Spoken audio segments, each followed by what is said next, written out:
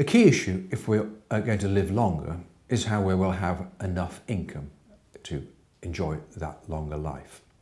And clearly that brings us straight into the question of pensions.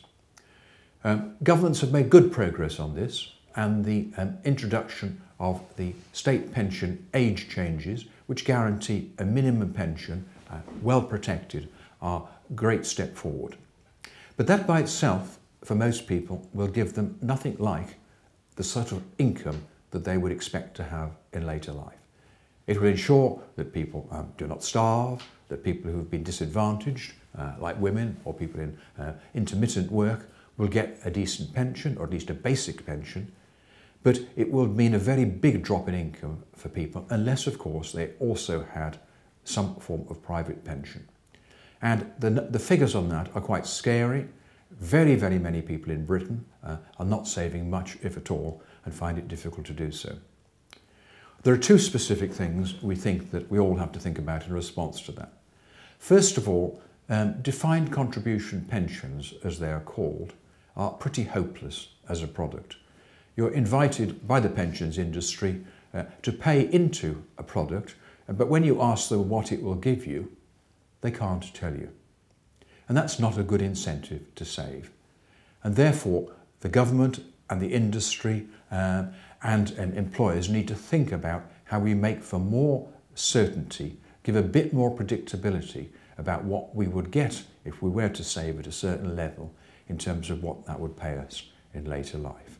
Because at present, that will not do for many people. Secondly, many people may well decide that they need to or want to work longer. Maybe they want to work longer in part-time form or intermittently. And that requires us to think how we change our employment practices. Employers, we think, have got to have a big wake-up on this. They may not particularly want to do so, but it's in all our interests that they do, because our economy will be stronger if people who want to work longer are able to do so. And there's a great amount that they can give if you can employ people, maybe part-time, and to gradually step down from full-time work to full retirement over a period of years.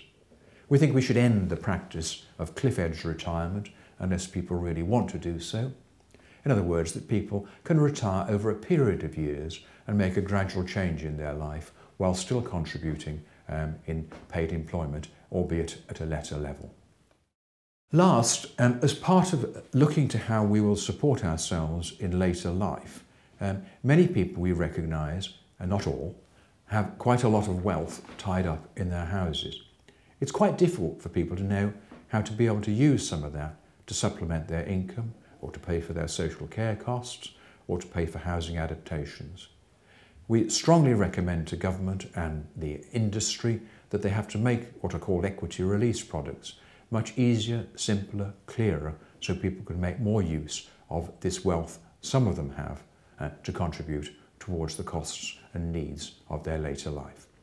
So you can see that a range of issues need to be addressed by us as individuals, by government across its departments, and by a range of industries to address how we can have not only a longer life, but hopefully one where we have enough income and enough activity to mean that that's an enjoyable longer life.